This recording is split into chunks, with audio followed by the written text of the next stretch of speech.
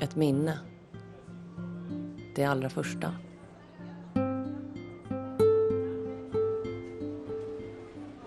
Det var sommar och jag hade åkt till Paris för att något skulle hända. Något, vad som helst, som var bättre än hemma. Så blev jag bjuden på en fest i katakomberna. Alltså i de stängda tunnlarna under Paris. Jag minns att vi klättrade ner i ett hål i marken under en bro. Där nere var det fullt med folk. Och du var där. Du stod vid en av eldarna och såg farlig ut. Som att du kunde få saker att hända. Jag ställde mig bredvid dig och låtsades värma mina händer. Fast jag var jättevarm. Du skrattade och senare dansade vi. Jag minns att jag tänkte, nu börjar livet. Och det gjorde det.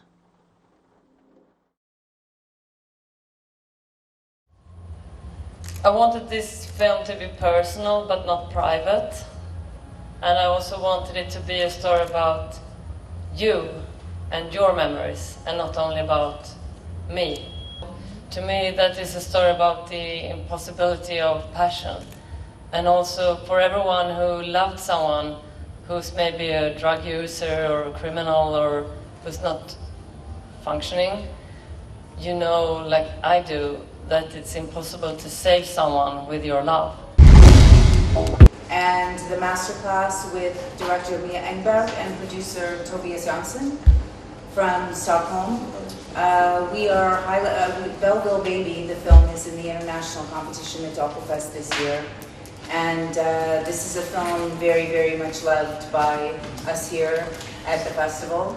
And we were very lucky to have the two of you here. Thank you so much for being here.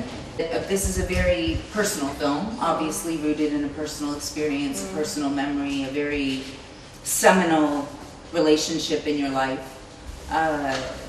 And we have this person coming back into your life after a decade of you not seeing or hearing from him, not knowing what happened to him.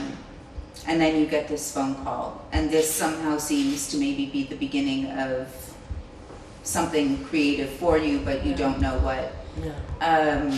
Tell us a little bit about how you went from thinking you might make a film about this person to the film that you ended up making. Oh, this is perfect. So I could. Do you want to start with my little power? Yeah, I'm so proud that for the first time in my life I made a PowerPoint presentation. I'm so happy that it might work now. We were discussing this just now. I wanted to break all the rules because after 15 years of filmmaking I felt kind of imprisoned in my own expression. That I wanted to do something that I had never done before and also something that I had never seen before. So for me, also, I had to be curious about what I was doing. I didn't want to repeat myself and do something that I had already done. So, but I was still very hesitating to put myself as a main character in my film. So when Vincent, as I call him in the film, when he called me, the idea of making a film came kind of quickly to me. I mean, that's what I do. I make films. So I actually asked him if he wanted to be, if I could make a film about him. And of course he said no. And there was no discussion about that. And also I didn't really want to make like a documentary about him. But actually, but I had to ask him, and he said no. And I was very inspired by this thinking that you can make a film with absolutely no compromises. So I came to Tobias with this idea of making a black film. So poor Tobias that has to finance my projects, he was like, maybe we could have like some images or one. So that's a little bit how it started, I think. Yeah. Yeah. You had been working for, was it 1 year or 2 years then? Maybe even when we... Maybe 1 year. 1 year, yeah. and you had some support already from Swedish Film Institute and the Media Fund. Yeah. That's when I'm talking a bit more from a producer's perspective here, and these early, quite vulnerable moments in a film, the development money is absolutely crucial. That you can buy yourself some time and some peace and quiet to really try the limits of the idea, and then for us we have this as Europeans and as Swedish filmmakers and producers, we have this really beautiful opportunity to come to the Swedish Film Institute, who can in some instances be quite open with their development support. You don't have to follow so many standard procedures as you do in many other applications. And is it a verbal pitch? I mean, do you go into a panel of commissioners to pitch verbally? Do you put in a... I mean, because it's like, okay... It's a little bit, it's include writing a little bit. Okay. And we didn't show the black film. No. I was going to ask We didn't talk about the black film at this stage. Okay. Because we also must admit that on the paper there is a few sentences in the pitch of the film that is quite sexy, about a bank robber calling to the filmmaker, right, and the mystery of this and the adventure of this, so there is of course elements that you can use to make people interested. But still, we didn't even early on want to compromise in how we sold the film. So that's for that reason it was very good to get this pretty much automatic support from the Media Fund, the slate funding, not automatic. You have to write about the film, obviously, and then the interest from Tobias Janson, who was the commissioning editor or commissioner for the consultant at the Swedish Film Institute handling documentaries. She was very supportive, but I think Tove, she hoped all the time for this scene where I'm actually meeting this bank robber. Of course, of course. So we were teasing her a little bit about this, so she would, I think she hoped for another film. Yeah. But then she was very happy with the result. But I think many people during the process, they didn't see the same, this kind of project. I didn't want to... No, we try to solve it in other ways, and then if you don't pitch, you have to have some sort of access to the people who can potentially fund, and also you need good collaborators in forms of co-producers that can go into their own territory and try to do the job for you. So we worked both with Finland and France for them to, for colleagues of ours to try to get the film, parts of the film funded in their territories, but it eventually ended up to nothing. But still, that was sort of the strategy that we choose rather than pitching it to as many television stations as possible. But besides this seed money, if you will, for this gestation period, development period, I mean, it seems, you must have worked pretty close to the bone in terms of production. What does that mean? Meaning you didn't need a lot of accoutrements. I mean, I did everything myself. Yeah, I did everything myself. So it was actually my time. A very handmade film. Yeah. So I think this made it a bit easier as well, Yeah. where you weren't burdened with a crew or this sort of heavy apparatus trying to go from location to location. No. But time is money too. Yeah, and it took a lot of time to make this film, a lot of thinking, a lot of remaking, and so it was the time that cost money actually, not so much else. No. And I decided to do almost everything myself because it's hard to make a very personal film. You have to be brave all the time. And sometimes when I was in the editing room or in the writing process, I had to pretend that no one was ever going to see this film. That it was only for me and maybe Tobias. Because then in the process, in the end, it becomes like a product, but in the middle, sometimes it's too much. You have to be too much in creating this kind of story, and then I didn't want to explain all the time to other people. It was better. I wanted this to be straight from my thought into the film and not go through an explanation process as you do with an editor, for example. Then you have to explain what you want. I just wanted it to be intuition and action. Yeah. And these things can also be quite difficult to explain to people outside that we really want Mia to edit this film, because that's not how we normally do it. But when I think about films that I like in this genre, it's very hard to think an element between the hand of the sort of director and the actual writing. This is like cinematography or like it's very much like a writing process, or an author's process rather than a filmmaking process classically. And then it's very hard to think someone who's sitting in the middle typing the novel while you're dictating. That's but that was one issue that we had to deal with also. Also the practical issue that to keep you energized through the whole process of editing. Yeah, sometimes it was kind of lonely. I can imagine. Like the editing room was sometimes like a cell. Is that what you say, cell? Yeah. I had to go there every day and I'm like, oh. Just the sound of putting my Apple computer on, like, dang, then I was like, oh. But I just had to. But then in other parts it was very, very wonderful thing to make. I mean, it's to have the opportunity to do something completely your own. I think this is the first film I ever made that I feel is completely what I wanted to do, that I didn't compromise in any way. All my other films I can see like, oh, that was the editor who wanted me to take that away, I shouldn't have done that. That was the cameraman who wanted to have a coffee, so we couldn't take that last image. That was the, all these kind of compromises that you have to do because filmmaking is such a big process.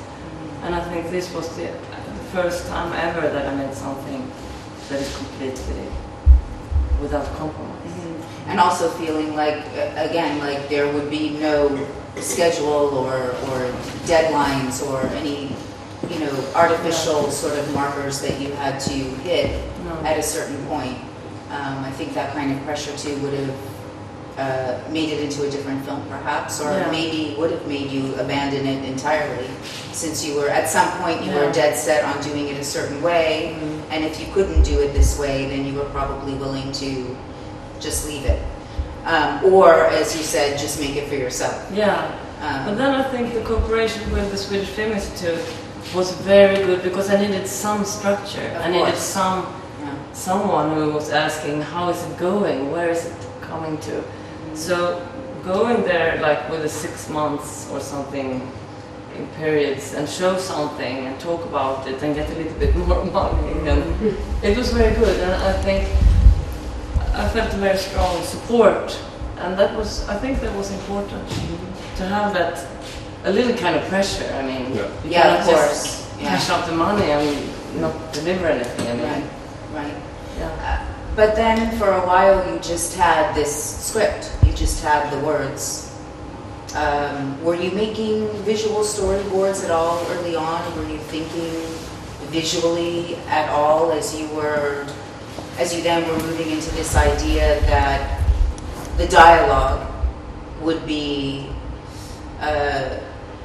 front and center, and that eventually, in fact, not looking at a black screen, but what is it that you would put there? What imagery that would be meaningful and poetic and visually the way you wanted it represented?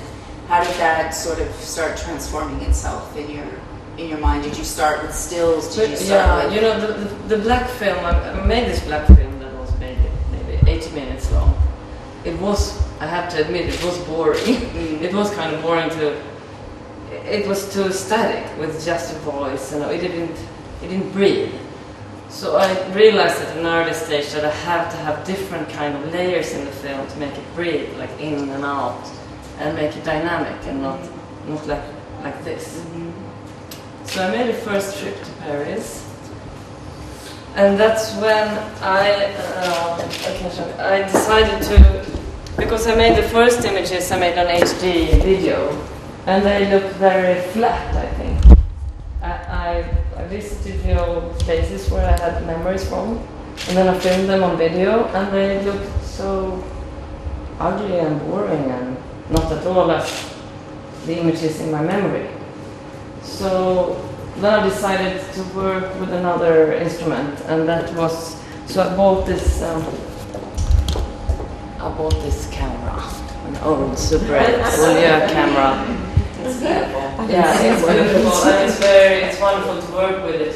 You have this cassette, you say that in English? Mm-hmm. Yeah. And sometimes it doesn't fit perfectly well, so it jumps. And then sometimes when you develop it, you don't get anything. And sometimes, so it's very exciting, adventurous to work with, and it's never exact. And that's what I wanted. I wanted it to be more like with the texture, like my memories. And also without time. So you couldn't really tell if it was shot before or now, or if it was just images from my imagination. And then also, since I didn't have very much film, I had to choose my images. So sometimes I just made one shot at one place. Except instead of if you have video, you just film and film and film. But then I had to choose my images. Are they cassettes of 3 minutes or more? Yeah, 3 minutes. Yeah. And it's expensive to develop and scanner it, and so I had to be careful, and that was important for this process. And since nothing was happening, I didn't have to shoot for a long time. Nothing is happening in the images, so yeah. And I think the result I'm very happy with. Well, some of the images, of course, I had to throw away, but almost everything I used. This is the station where I used to go to my film school, Belleville, in the morning. It's also, in a strange way, got a clandestine quality to it. You know, like this way in which where you're constantly saying, oh, here's a memory, and oh, here's another memory, and here's another memory, and here's another memory. There's a way of like coming at these images in more of an oblique way, you know, so that it never feels like whatever it is you're speaking about or whatever it is you're communicating back and forth with Vincent the image is never intrusive. You know, it's never like, boom, then here's the visual, you know, to sort of interpret the memory. I mean, it's a very tricky thing to do. I mean, I'm just wondering now knowing the dialogues and knowing them in your head and knowing what the words they consist of, what were you, besides going to the old familiar places, as we say, I mean, what specifically were you looking for in terms of framing and in terms of the way the camera moves? Was it just constantly this dreamlike quality, or were you looking also too for more documentary elements, let's say? Yeah, I did. For example, I wanted this, because to me it's very much a film about time. Like me talking to Vincent in the phone, looking at my kids playing in the present. It's like the past and the present mixing together in some way. And I wanted this notion, this feeling of time to be present in the film. So that's why I worked with these images of my son, because to me that is the present, that's the life I'm living. And also for me he represents the future. Alltså i de stängda tunnlarna under Paris. Jag minns att vi klättrade ner i ett hål i marken under en bro. Där nere var det fullt med folk. Och du var där. Du stod vid en av eldarna och såg farlig ut. Add to the sound instead of like just fixing the sound. I wanted it to be deeper. And that's why also I wanted to work with my intuition, because sometimes you don't think all these thoughts, it's just there as a feeling and then you just do it. It's afterwards that I put words on it. And maybe that's a little bit like an artist or a writer works, you just do it. So for example, this image with my son by the window, if you remember that image. I just had that image because I wanted something with him. And then I tried it on different places. And then when I put it together with this dialogue where Vincent is telling me that it's actually hurting people, then for me something happened in that combination. And then I let it stay. So that really is truly an intuitive. Yes.